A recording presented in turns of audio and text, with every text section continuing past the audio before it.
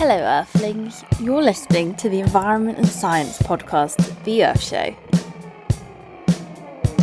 If I said to you, what did you have to eat yesterday? Whether you can remember the details or not, I'm sure the majority of you will have found yourself munching at some point on some fruit, some veg, or maybe even some bread or cereal in there too. Who knows? But if I went one step further to ask you where that food actually came from, it's likely you'd know even less.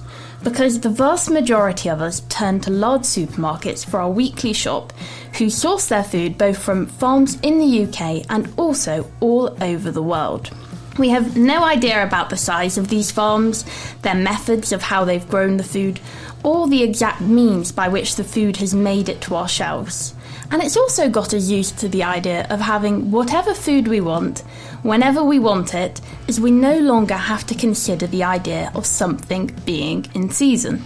And so it's safe to say we've never been more disconnected from the food on our plates. But why does it matter if we know the details of our food or not? It's because in one way or another, the way we're sourcing our food is having an impact on us, on our environment and our planet's health, with up to 1/3 of global emissions being linked to the food systems alone. And with an ever-growing population, the challenges farmers are facing are becoming greater than ever as they fight to meet demands and make a living without inflicting further environmental damage in the process. It's an infinitely difficult balancing act, but if there's one takeout, it's that in order to tackle our environmental problems, we need to rethink our food systems. And with that being said, I am delighted to introduce our guest for today's show who is helping to do just this.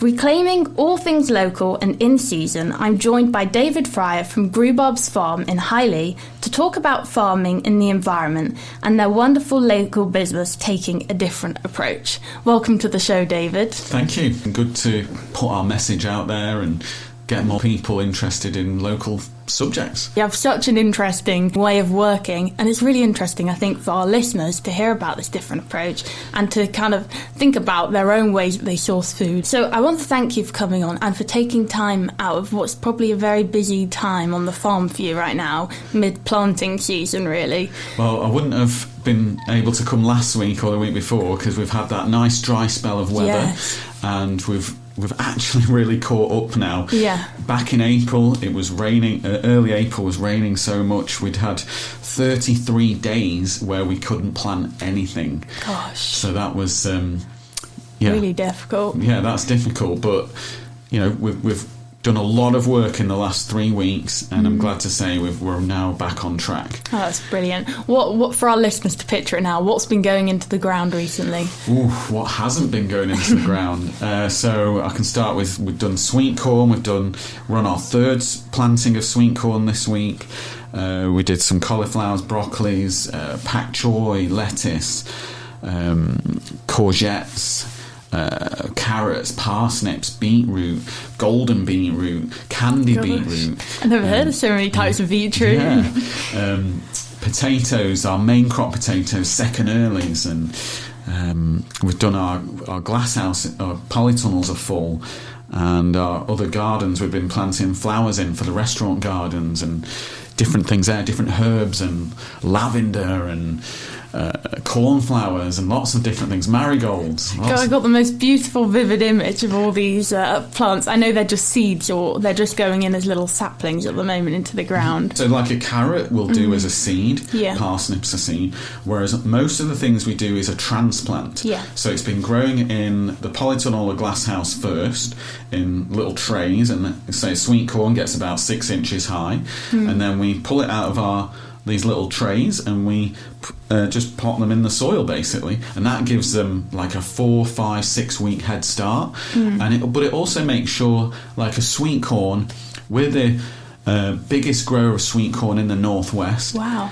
But it's only about 3 or 4 acres. Yeah. Most commonly, people will go, I've seen lots of sweet corn. Well, there's maize, which is a type of sweet corn which is grown for cows, and that grows really tall. But proper sweet corn, where we eat the corn on the cob, That's about half the height of maize and is much more difficult to grow because it needs a lot more heat. So it's really important that we grow it in the glasshouse first in a nice warm environment, and we wait until there's no more frost, which was about 2 weeks ago, when we start planting that outdoors. I think we all picture in our heads it being, quite a linear, you just put stuff in the ground and it comes up, but there's so much to it and there's so much to consider, and all those different methods of growing something in a glasshouse first or in a polytunnel and then transplanting it and thinking about those conditions. It's fascinating, and you know so much about it. So I've got to ask you, for our listeners, did you come from a farming background? I started life on a turkey farm in between Warrington and St Helens, in a little area called Burton Wood, Great Sankey, that area. And the American Air Base was bordering the farm, and it was like, I found that an interesting time. We had a little farm shop, so people would come to the farm. So from 5, 6, 7, I was like serving people little bags of potatoes and turkey and these different things, and it was just a exciting time. I enjoyed people coming to the farm to come to our little farm shop, and my dad had eggs, and it was great. And then when I was about 11 years old, I decided I'm definitely not going to be a turkey farmer, because there's a side to turkey farming which is quite challenging, quite difficult to do physically, and the smell of the turkeys and all. I didn't like it, and I didn't realise it at the time, but I was always fascinated with veg fields and all the activity in veg fields, and the tractors going up and down, and they seemed busy all the time in veg fields. And it was only when, in about 2012, I'd be driving around the northwest, around Woolston, traditional areas where there a lot of veg had been grown, between Warrington and Manchester. And I was like, well, they all seem to have disappeared. What's gone on? Yeah. And it became a bit of a purpose of mine to resurrect fruit and veg growing back in our county, back in this local area. South Manchester, where we are, south of Timperley, Sale and Hale, there was all these market gardens, and if you look on a map, say Google Maps has these historical maps you can look back on. I think the RAF had photographic images of the area, and you can just see all these market gardens. There's tons of them, hundreds of farmers were doing it, and they've all gone. There's saved a few allotments now that's left over. So it's definitely a lost technology, a lost knowledge.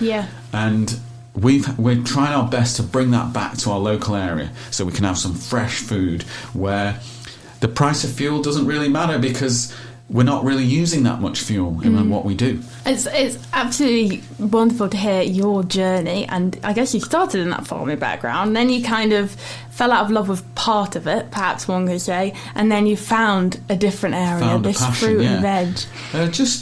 It's just more interesting. It's a great way to, meats. I eat meat as well.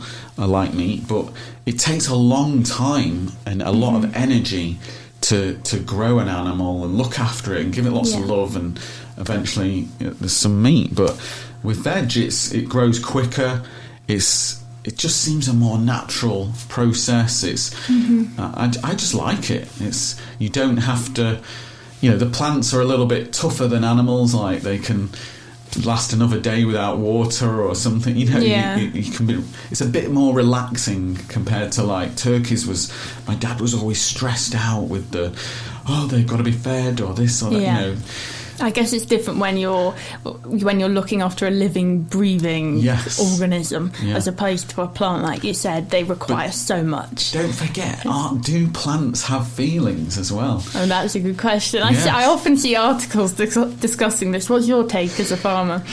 My perception of it is, I only sense it when they're either doing great in the field, and I just get this sense from them, this almost vibration of we're loving it right now.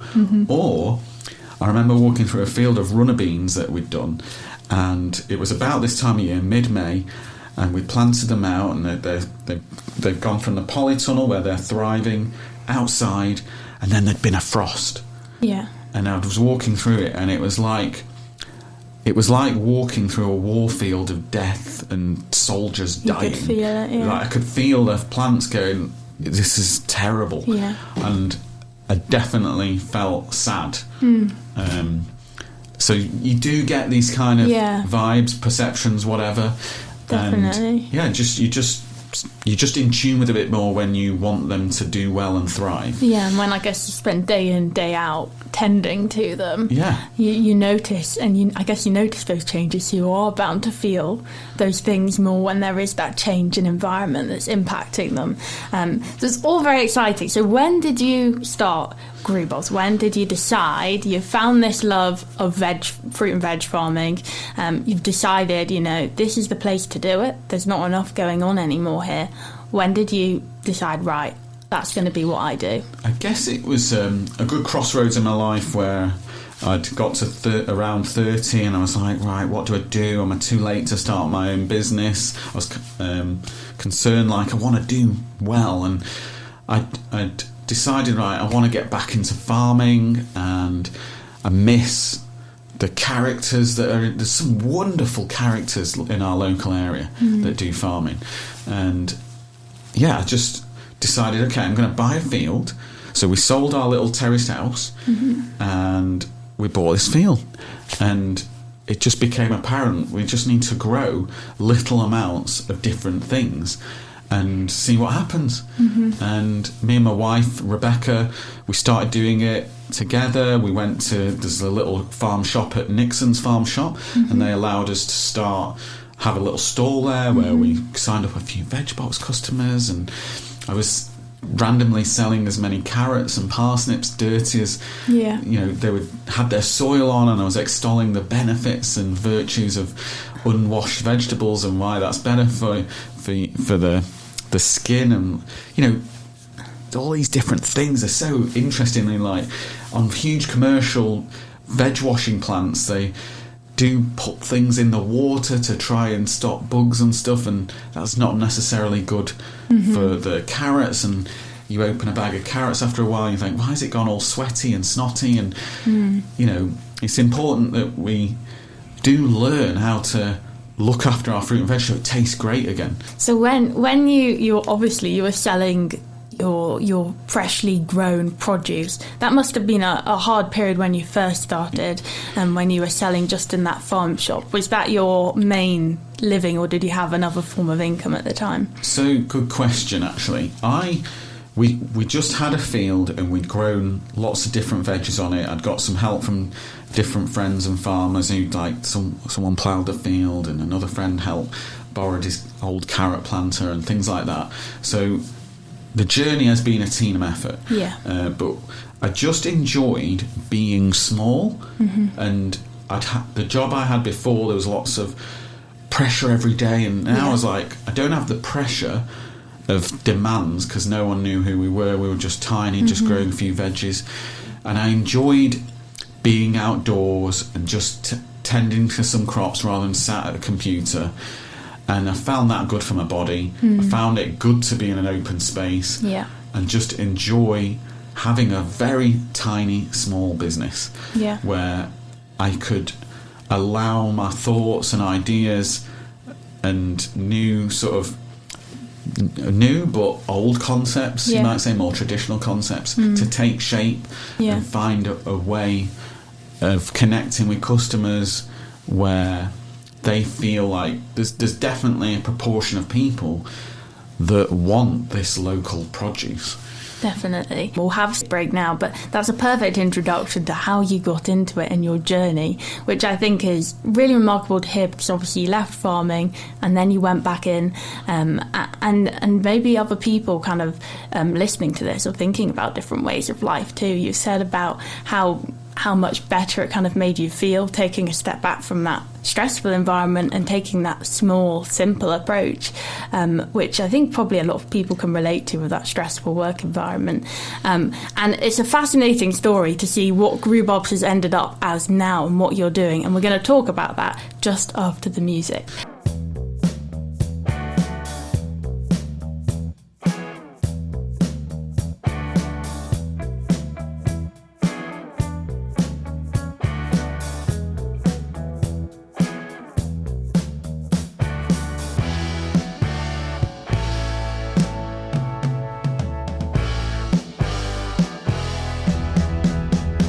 Hello and welcome back to the Earth Show with me, Elysia, joined by David Fryer from Groobarbs Farm. Before the break then, we heard what I think is a magnificent tale. I found it really inspiring to hear how David decided that at the age of 30, am I right? You decided around 30, you decided to change what you were doing and take on this bold new approach of trying something different, trying to grow some fruit and veg and make a living from that on a small scale. So, leading on from that, obviously Groobarbs has evolved from then to what it is right now, which is you deliver fruit and veg boxes. It's grown massively, am I right in saying? Yeah, we only deliver to the northwest, and we've got we started off at our small farm, 6 acres at Highley, and it took about, say, 5 or 6 years before we outgrew that. We rented land just next door, which was really good, and then during COVID, it really grew a lot. And that sort of helped because people wanted that local food. And we'd always said to our customer base, if you stay with us, we'll guarantee no matter what happens, we'll get our food to you. And we've always stuck with that principle. So we're still small. We're in a funny size. We're too little to be big, and we're too small to. Too big to be small. Yes. So what is your kind of clientele reach at the moment? How far do you reach? How many people are you kind of supplying at the moment, roughly? So we deliver all around South Manchester, and then we expanded around to the whole of Greater Manchester as far as Rochdale, Bury, Bolton, and then across to sort of Lee, Liverpool, and then down through the Wirral, Chester, all over Cheshire as far as Nantwich, Crewe, the top end of Stoke, Buxton, Warrington, Northwich, everything in between. So yeah, it's local, but it's also big in a way. You know, you've reached a lot of areas, but it is still very much a local business. I guess when I said at the beginning about supermarkets stocking, I don't know, something from South Africa, for example, it's very, very local.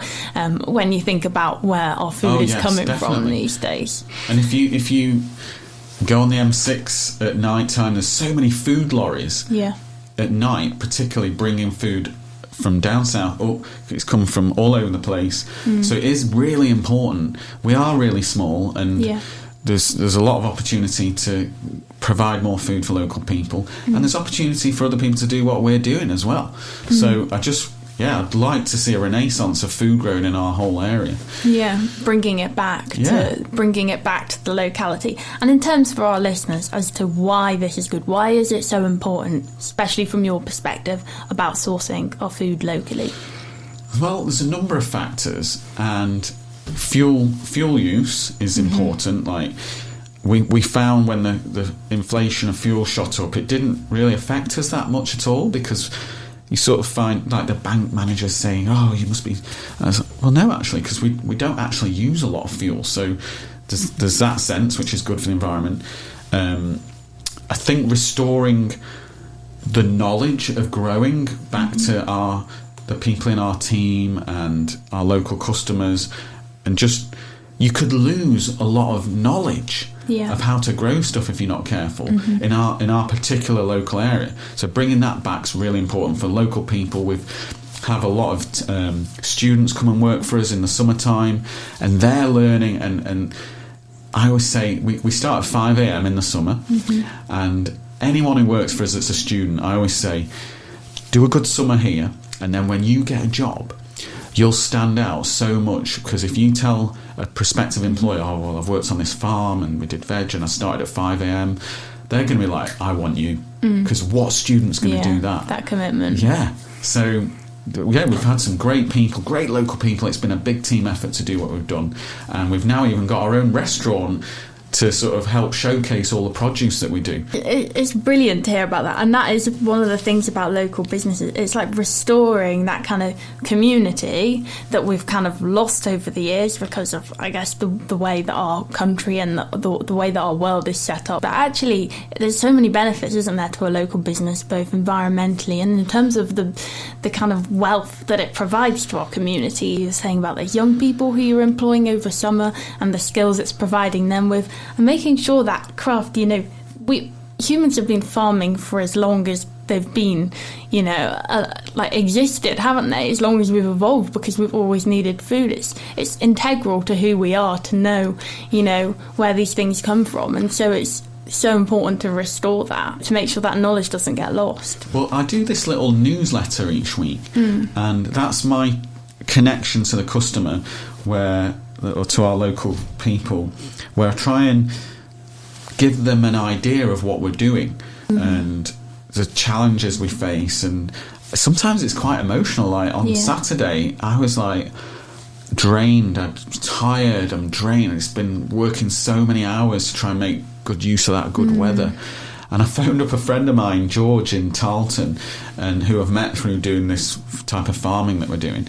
And he grows many types of vegetables up in Tarleton. And he said, he was trying to reassure me, and eventually he said, well, David, I've run out of every positive thing I can say, but you sound a bit naffed off with the job. And it was literally, you can put so much effort in, you've got such a short time, and things go wrong. You're trying to plant all these seeds, the different soils, different problems, the weather, and you need people around you can just talk to who understand. So if we can bring more understanding of how our food is grown, and people then appreciate it and cook with it and use it better and use what's in season, it's amazing how that's a lost tech or art because of supermarkets just having strawberries all year round, tomatoes all year round, and you sort of lose like a person who's buying produce doesn't really know what's in season anymore. And they might not even, I would imagine, know what's grown in what country. They might not know what can be grown where, because they just used to just seeing it in the shop in every country of the world you go to, you get all of the same produce. They probably don't have, maybe they know oranges are grown in Spain, but they probably don't realise what comes and what can be grown in the UK and when it can be grown. Yeah, we actually... people want certain produce, and we do find you have to try and accommodate different needs and wants. So we do that through our veg box, where you can choose different things, and we do offer things which might be, the way I look at it was, well, if we can get the majority of our local seasonal stuff in the box, and then if you add in a few things like peppers and things like that, then and we grow peppers in our polytunnels, but they're not all year round, but it's something people want a lot. But if the majority of the box is all this local stuff and this odd thing, then that's a nice balance, because at least they're getting the majority, and that's helping us locally then as well. So to take a step back for listeners who are following along and want to hear more about actually what the logistics of these veg boxes are, how do they get stocked up? Can you talk us through what goes in them, when they get delivered? How does the system, how do you operate as a company? Well, so on a Thursday generally, me and Ilmar's he's a great team member, he's been with us all the way. We walk around the fields and we check what's coming ready. So right now we've got these beautiful spring onions, but they're not the spring onions you see in the shop. These are nice and big ones, right? And this is like a traditional way of doing it. So they're these beautiful big spring onions. So we've got those. We've got some beautiful pak choy where we let it grow a bit bigger, and in a shop it's in this plastic bag and it's these tiny things. These are nice big things and just wonderful. And then we've got our new carrots coming, our new potatoes, fantastic. And new Cheshire potatoes were a big thing, and people would have been clamouring for them, but it's now like only that older generation still know, but the younger generation, new Cheshire potatoes, that is a beautiful product. You want it picked that day and you want to eat it that evening, and it just beautiful to eat with just butter or just some parsley, and it's just lovely. It's interesting you say that, actually, because I think we were talking before about in supermarkets now you have like all these foods from all over the world that you wouldn't naturally get at certain times of year. But at the same time, as much as we're getting like all those diversity, we're getting dragon fruits, we're getting pomegranates from, you know, really far away, we're also losing a lot of variety. So we're gaining variety, but we're also losing. You've just mentioned these new Cheshire potatoes. I can't think of what they taste of, and I feel really bad for it. And we grow food at home ourselves on a small scale.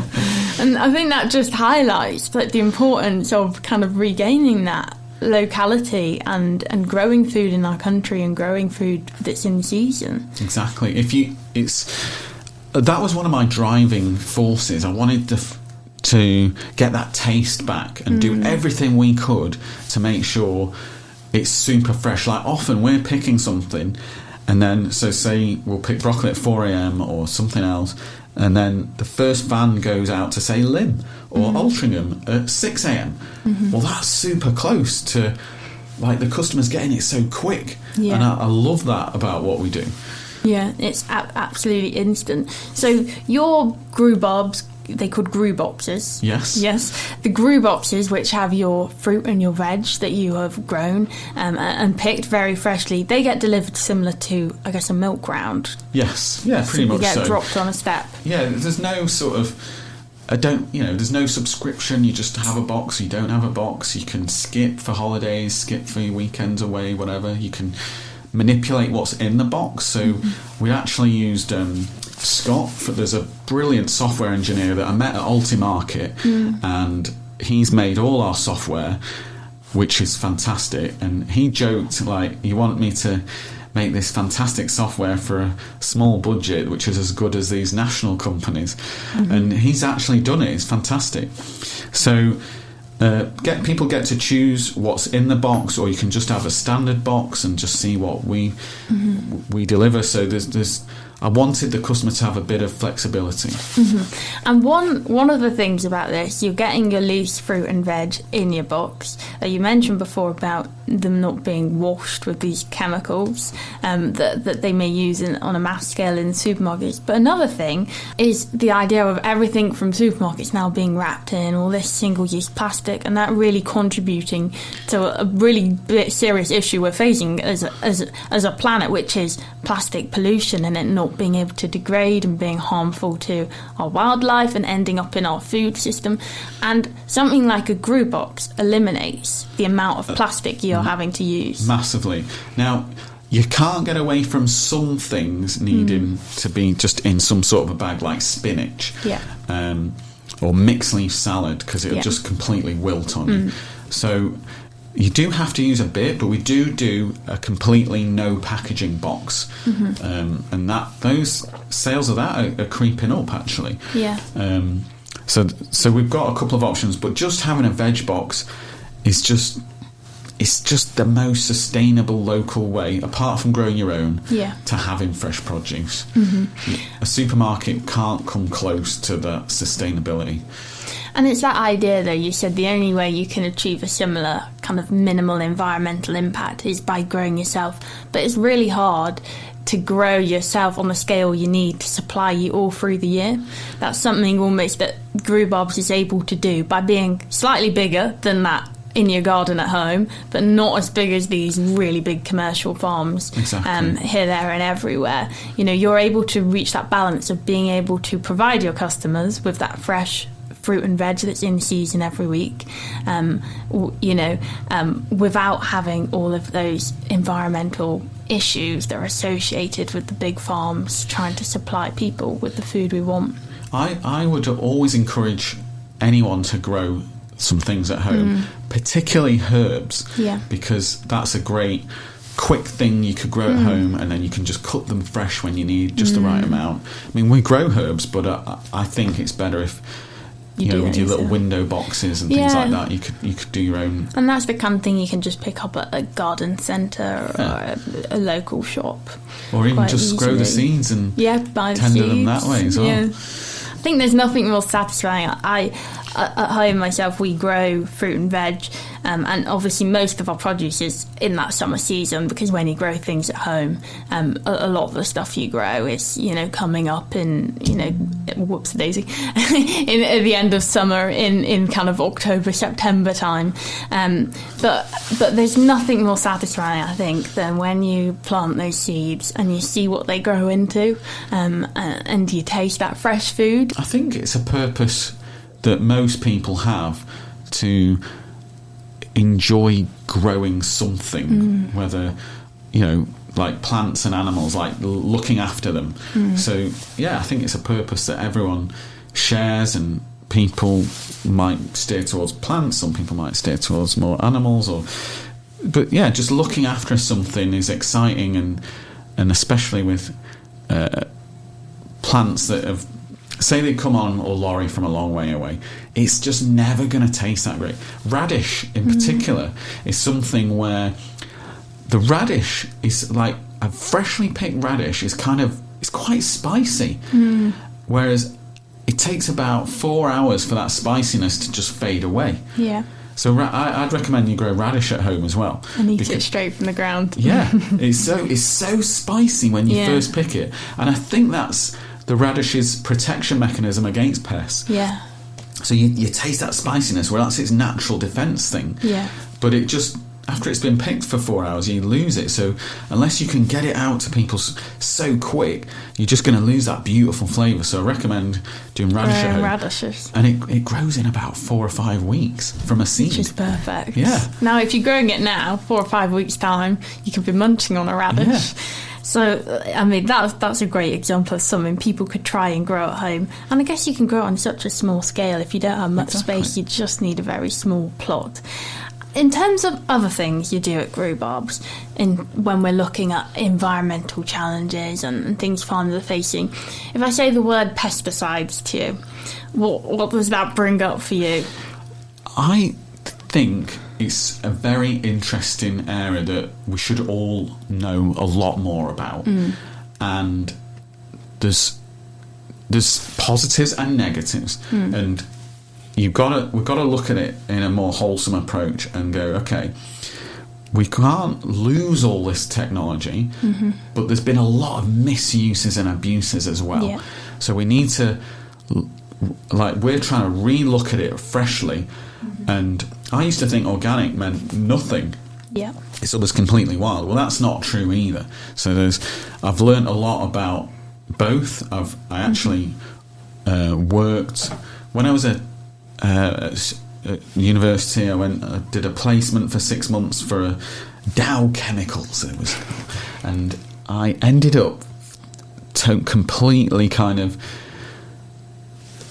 disenfranchised with this. What they were doing, like it was all about money and market domination. Yeah. That was their driving force, and how to beat the competition. Yeah. And I was like, I thought you were trying to do a good job, and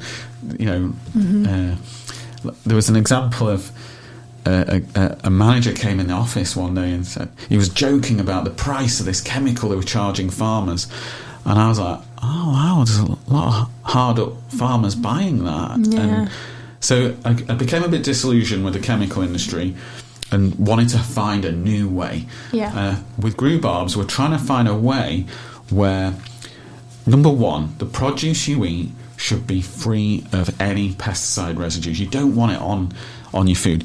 I see on all my social media, there's a lot of people like health gurus talking about this stuff, and it's really important because you find out that some of these pesticides you can wee out. They find it in your urine or tissue samples. So I became very interested in this subject. So I wanted to find a lot more about it. And we feel we've found a way which is a natural approach. It's that organic way to growing produce and making sure that produce doesn't have any residues on. Which is really important, because I think there's all sorts of, you hear about pesticides on the news every now and again, don't you? They come up, and there's all sorts of things. It's about people don't know the effects. Like you were saying, if it's still left on your fruit and veg, it could get into your system. Not everyone knows the long-term effects because they haven't been around ages and ages, all of these pesticides. Yes. And the other side of pesticides that people hear on the news is about the impact it can have on other wildlife, and bees are a topic of conversation that often come up with relation to this. Well, it's such an interesting subject, and you can lose people with the complexities of it, but trying to keep it simple. The main thing is farmers they've been allowed to sort of spray some of these things close to the point of harvest. Yeah. So I know that lettuce, for example, the big commercial farms don't want any bugs on it when they send it to the supermarket. So they're allowed to spray it 24 hours before they pick it. And then it goes in a bag and goes to the supermarket.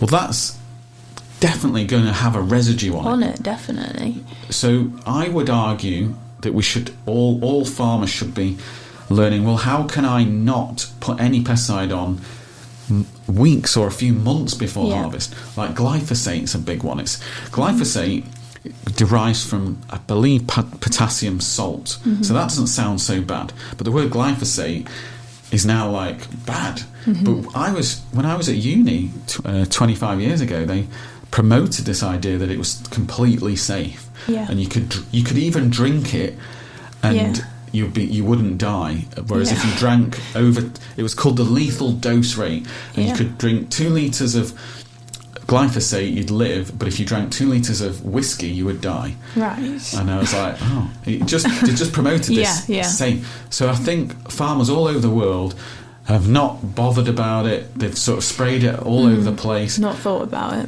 But not followed procedures because it was just promoted as so safe. Yeah. Whereas I think if you don't spray it close to harvest on grain, and I don't know the link or the science between these gluten intolerances and glyphosate, but globally a lot of farmers have been spraying it close to the point of harvest. Yeah. Whereas maybe if it was just only used before planting, maybe that's okay, and there's just no way it can transfer. And it's a really challenging conversation as well, because farmers are obviously using pesticides because we're getting increased pests, and that's like one of the side effects, as it were, of climate change, of global warming, because for some of these pests, it's favouring them more. And an example I saw recently, I was watching Country File, and they did a big kind of feature, I guess, as it were, on sugar beet and aphids kind of taking over, and the farmers, in order to keep growing the sugar beet, being forced to spray this pesticide called, and I do have the name here, neonicotinoids, which is kind of usually banned in the UK, but they've been granted a special license. But they're putting it down. They're needing to use this because of the impacts of climate change, and they're getting so many aphids, and they physically can't grow the crops. And the impact of that is, I have a statistic here that says 1 teaspoon of this particular pesticide is enough to kill 1.25 billion bees. Yeah, it's sad. It's just like a nightmare situation. You either have no crop, or you're killing bees, which you then need for your crops. You've just brought up a crop, which is quite an interesting subject, just on its own. Sugar beet, not that well known. It's related to beetroot, obviously, but the sugar content of a sugar beet is about 17, 18, 20% of that big, bulky root vegetable. But it's in the UK, it's a complete monopoly owned by one company who owns all the factories and Silver Spoon Sugar. It's just one monopoly. And they've closed a lot of factories in the UK to just focus on one area in East Anglia of growing it. And my dad used to grow it, that's why I know a little bit about it. And I would say, when you've just got one buyer, one group of factories, it stops a lot of biodiversity chance. So I would say the price the farmer gets for the sugar beets is too small, which means if he doesn't use these pesticides, there's just no point. Whereas if they if there was more of a market, if there was more of there was competition. Yeah, if there was more of, well, let's have some organic sugar beet. Let's have, let's have some different owners and factories and different sugar brands out there. Yeah. So, yeah, there's also, I don't, it's, like, if they don't use this pesticide, well, what would happen if, maybe the first year they don't use it, they get annihilated because the aphids just colonise so quick. But if you have, like, we've found at Groobarbs that if we don't use slug pellets in the fields, and I get asked, well, what do you do about slugs? And it's just like, well, I actually think the slugs have found their own natural population. Right. Where so it just kind of balance themselves. Whereas if you use pesticide for years and then as soon as you stop, probably you get an influx. You get an influx and there's no natural balance yet. So I think they've got to ride that wave of not using it for a while, and also have more competition, so there's more choices out there. And that's what I think. Yeah, no, you raise a really good point. And one of the points they were saying as well is there's just on this country fowl episode I was watching is there is just no incentives for the farmers to try and not use the pesticide because, like you say, there's no competition. And I guess coming back to Groobarbs though, you were just mentioned, which is a really interesting point. By your approach, you've noticed that, for example, the slug population, which normally could be a problem to some farmers with them eating through the food that you're growing, you've noticed that it's kind of balanced out by taking your approach? Well, just the veg box has just so many benefits. You're not dictated by a supermarket buyer going, oh, there's one nibble on that corner, we're going to reject that load. So it's, you get that, you find like there's a natural balance of the slug population. We're not dictated to by a buyer trying to make everything look so absolutely perfect and benchmarking it against the next supermarket because their carrots were a tiny bit straighter than yours. Yeah, it's just a sensible approach. And it is so ridiculous when you think about the idea of like no wonky fruit and veg, because you literally can't control how it grows. Like you can genetically try and pick to keep using the carrots that were straighter last time, but you're naturally going to get all different shapes. And food waste is a really big problem. The farming industry obviously uses a lot of resources, uses a lot of water, it uses a lot of energy, especially when we're talking about big scale farms. So then to throw away, large amounts of the produce because it just doesn't look right for a supermarket, it's criminal, really. Well, Hugh Whittingstall did a show a few years ago on it, and it was a real eye-opener to everyone. And we've been to see him, and he wished me luck with that veg journey, which was fantastic. But it's... Yeah, we don't waste hardly anything at Groobarbs. You just think, oh God, they're selling wonky veg now. It's like, it should all just go in. Oh, it should all be in one thing. Yeah, I see them. There's nothing better than a carrot that wraps around a stone. I love it when they're all funny shapes. That's part of the thing, like working out what it looks like. All the different. It's just the natural things, and we've got plenty of straight ones, and then there's some curly ones, and that just highlights really when people don't like the wonky fruit veg, that disconnect from reality. There's a disconnect, and if you go local, that's another thing why local's so important. You get that communication with your farmer. Like we had a foraging tour on our farm recently, and it was just a great chance for me to speak to local people, and I want that connection. It's so important because they give me ideas, they inspire me to keep doing it right, and that is brilliant, whereas a supermarket loses that connection, and supermarkets even make up their own branded farm names to make it sound all natural. But you need a farmer, and these local people need that connection. Even when I like the traditional farmyard was these brick barns, and now they're kind of houses now, aren't they? Converted barns. So, but years ago, I was chatting to this old chap in his 80s. I said, "Oh, can you walk me through what happened in these barns?" That's where they milk the cows, and that was where the horse and cart was. And what was the horse and cart for? Just to go to the fields? And, oh no, that was to take all the produce to the village or town to sell. And every farmer's doing that. They all had their own horse and cart to send the produce, and they were getting the retail value. Yeah, they were getting the retail. Oh, right, I need to start. This is how farmers can survive better and bring, control that local biodiversity and looking after things better just by getting a bit better price. He doesn't have to cut corners. These huge farms, they cut so many corners, and they know that they don't do things properly all the time because they're trying to cut corners. Yeah. And it's really important that as farmers we just do things properly. Yeah. And look after our water, our soil, our air.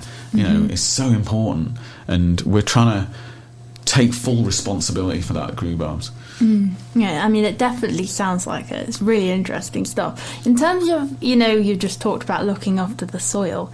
We often hear as well about like over farming and the idea that we grow a lot of the same thing in a certain area for a while, and then it takes out all the good stuff from the soil, so it becomes harder then to get that crop yield each year. Do you ever find problems like that at Groobarbs, or is your approach avoiding? So there's a term that we've all learned at school called rotation. Now, what does that mean? So in one field, you've got carrots, and then when the next year, you can't grow carrots again because the soil needs to recover from it. The pests and bugs might multiply because they like the carrots. So you move the carrots growing to another field. And then if a huge farm is under pressure to supply supermarket contracts, and supermarket buyers like dealing with fewer farmers because it's just easier for them. They don't want hundreds and hundreds of farmers that supply carrots. They just want, could we just have 3 or 4 and then we don't have to talk to too many people, because talking's bad or something. It takes time, doesn't it? So you have to rotate your crops around. So we try and go 1 in 8 or 1 in 10 years before we come back to that same patch of soil to grow carrots again. And that gives the soil loads of time to sort of recover, so there's no bugs and pests there's less, which cause a problem. Whereas if you did 1 in 4 years, say, of carrots, so you did it carrots 1 year, then 4 years later it's back in again, those bugs and pests are still hanging around and can cause more damage to your carrots. So you want to have long rotations, like 1 in 10 years, and then it just makes growing a lot easier. I guess it's also, you've got to have the space to be able to rotate things, and you've got to have the diversity of crops, because like you said, for rotation, if it's 1 in 10 years, you've got to have 9 other things you're putting in that space in between. You can't just be... Yeah, well, we grow about 50 different types of veg, so we've got plenty of options. Plenty of variety. Exactly. Yeah, so for people who worry, if I got a veg box, I would just get the same food every single week. 50 varieties doesn't sound like you will. That's probably as many different things as you see in a supermarket, 50 different things. Exactly. Well, the winter time can get a bit like... You got your staples a lot, but this time of year it's a perfect time to get a veg box. We're changing it all the time. It's fantastic. And like you said, it's customizable as well, so you can say, I don't want this in, I want this in. Yeah, you just do it on your little phone thing and just swap things out. That's pretty cool. So I think what we should finish the show with today, because unfortunately we're coming to the end. There's so many other areas I'd love to ask you about, so I think I'm going to have to try and get you on another time to talk through it, because you have so much knowledge and it's so interesting to hear your perspective on things. But for the final couple of minutes, for somebody who's listened to this show today and they have thought to themselves like, gosh, I didn't know half of these things, and I actually am much more inclined to try not getting all my fruit and veg from the supermarket, they want to check you out at Groobarbs. You're doing an incredible job. You're doing things differently to what so many other places are doing, and it's much, much better for the environment, much, much better for the local community. How do people get a veg box from you? How do they go about it? Well, if they want to try a veg box, and if they like cooking, if they want to have more veg in their diet, they should just search Groobbox or Groobarbs in Google and just click on the website. There's a little wizard on the website where you can choose the ideal box size for you. So if you're a couple, and like a small veg box would be good, maybe once a fortnight. But if you're a big veg lover, you could get a larger box, like once a week. Or if you want more fruit, you can get a fruit bag and a fruit and veg box. And you can tell us what you don't like as well. Yeah. So if you really don't like potatoes, then just put that on a dislike and you'll never get them. It's been absolutely wonderful having you with us today, David. Thank you so much for your time and taking time out in this busy season. I hope our listeners have learned a lot from today's show. And farming is so intrinsically linked to our environment and who we are as people. It's such an important conversation to have, and it comes into all of our lives. So it's been so interesting having you on. It really has. I've learnt so much, and I think I'm definitely going to go home and ask my mum to get a Groobarbs veg box, without a doubt. So thank you so much for coming on today, David, and hopefully we'll see you again.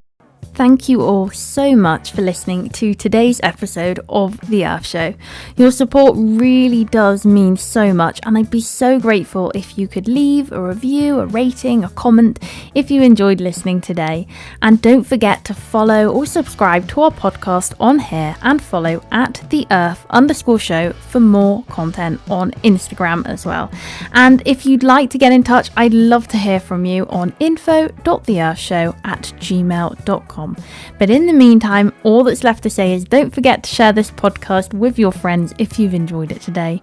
And from me, a massive thank you for listening, and have a wonderful week. Speak to you soon.